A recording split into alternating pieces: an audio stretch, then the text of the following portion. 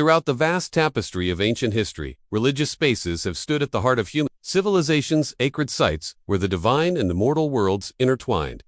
Temples, altars, and sanctuaries were not simply places of worship. They were the epicenters of community life, power, and identity. Yet, for countless women across the ancient world, these same spaces were often barred, restricted, or carefully regulated. The story of women and religious taboos in antiquity is not just one of exclusion, but of negotiation of how women navigated, challenged, and sometimes redefined the boundaries set before them. In many ancient cultures, the temple was the dwelling place of the gods, a site imbued with potent energies and rigid rules.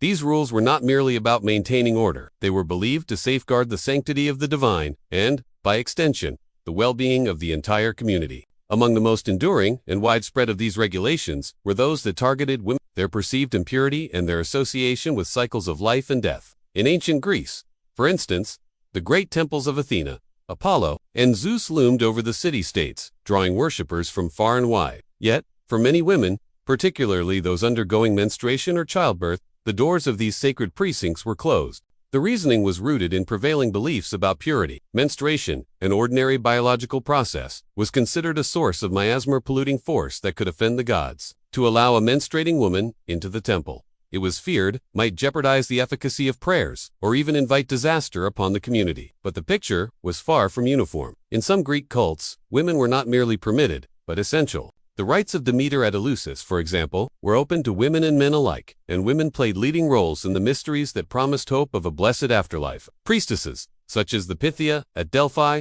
wielded extraordinary religious authority, serving as the mouthpiece of Apollo himself. Clearly, the intersection of gender and religious space was complex, shaped by local customs, specific deities, and shifting social dynamics. Turning to ancient Rome, the story takes on new dimensions. The Vestal Virgins, a select group of women sworn to chastity, held one of the most prestigious positions in Roman religion. As guardians of the sacred fire of Vesta, they enjoyed privileges denied to most women: legal independence, the right to own property, and seats of honor at public games. Yet, these privileges came at a steep price: strict celibacy and lifelong service, with severe penalties for breaking their vows. The Vestals were both revered and set apart, their unique status highlighting the broader exclusion of ordinary women from much of Rome's religious life. Elsewhere in the Roman world, women's participation in religious festivals was tightly controlled. During the festival of Bona Dea, men were strictly forbidden, and women presided over mysterious rites said to foster fertility and the well-being of the state. Yet, at other times, such as in the cult of Jupiter or Mars, women's presence was curtailed or altogether banned. The rationale, again, often centered on purity, but also on the maintenance of social hierarchies. Religion was not just about the gods, it was a mirror of society, reinforcing who belonged where and why. In ancient Egypt, the situation was both similar and strikingly different. Temples along the Nile were masterpieces of architecture and centers of learning, but their innermost sanctuaries were off-limits to all but a select priesthood, male or female. Women could serve as priestesses, particularly in the cults of goddesses like Hathor or Isis, but their roles were circumscribed by rank and lineage. The great god's wife of Ammon was an exceptional, powerful priestess who wielded immense influence in Thebes. Yet, for ordinary women, access to the divine was usually mediated through household shrines or public festivals rather than direct participation in temple rituals. The ancient Near East, home to Sumer, Babylon, and Assyria, offers further insights. Here, temples were vast economic and political institutions, and women could serve as temple staff, musicians, or even as priestesses. In some Mesopotamian cities, the Intu priestess held a status nearly equal to that of the king. Yet, the same taboos persisted. Menstruation, childbirth, and sexual activity were viewed with suspicion, and women were often segregated during key religious observances.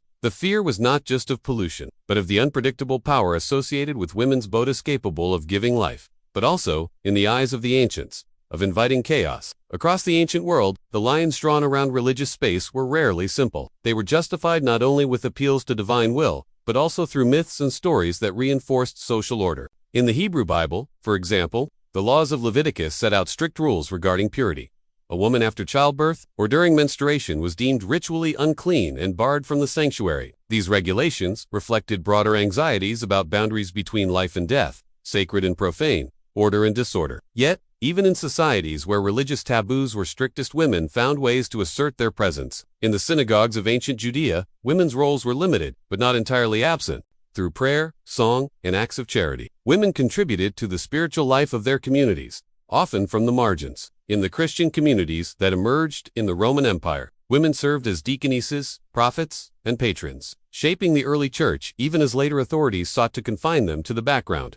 Nor were all taboos about exclusion. In some traditions, the very act of separation was seen as empowering. To be set apart was to occupy a liminal space, dangerous but potent. Ritual seclusion such as the confinement of a bride before marriage, or the isolation of a priestess before a major festival could be a means of spiritual preparation, marking the passage from one state of being to another. The power of taboo, then, was double-edged. It could exclude, but it could also elevate. Outside the formal precincts of temples, women's religious lives flourished in other ways. Through private devotion, household rituals, and community gatherings, women maintained a living connection to the divine. They tended family shrines, offered prayers to ancestors, and marked the rhythms of the year with rites of their own. In doing so, they preserved traditions, fostered resilience, and ensured the survival of their communities through times of upheaval and change. The question remains: why were women so often subject to religious taboos? The answer lies in the interplay of belief, biology, and power. Ancient societies were deeply invested in the idea of order, cosmic, social,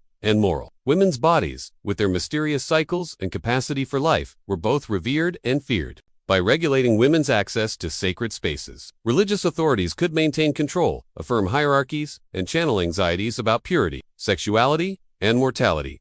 But exclusion was never absolute. The boundaries of taboo were porous, shifting with time, place, and circumstance. In moments of crisis, plague, famine, or war, women's religious roles often expanded, as communities turned to new forms of devotion or sought the intercession of female deities. Prophets, oracles, and seers, many of them women, rose to prominence, offering guidance when established authorities faltered. The legacy of these ancient taboos lingers today. In many religious traditions, debates continue over women's roles in worship, leadership, and ritual. The questions asked thousands of years ago about purity, authority, and belonging echo in contemporary struggles for inclusion and recognition. Yet, to focus solely on exclusion is to miss the full story. Throughout history, women have found ways to make their presence felt, to create meaning and community in the face of restriction. Whether as priestesses, caretakers, visionaries, or silent worshippers, they have shaped the religious landscape in ways both visible and unseen. In examining the history of women and religious taboos in antiquity, we are reminded that religious spaces are never static. They are shaped by the people who inhabit them,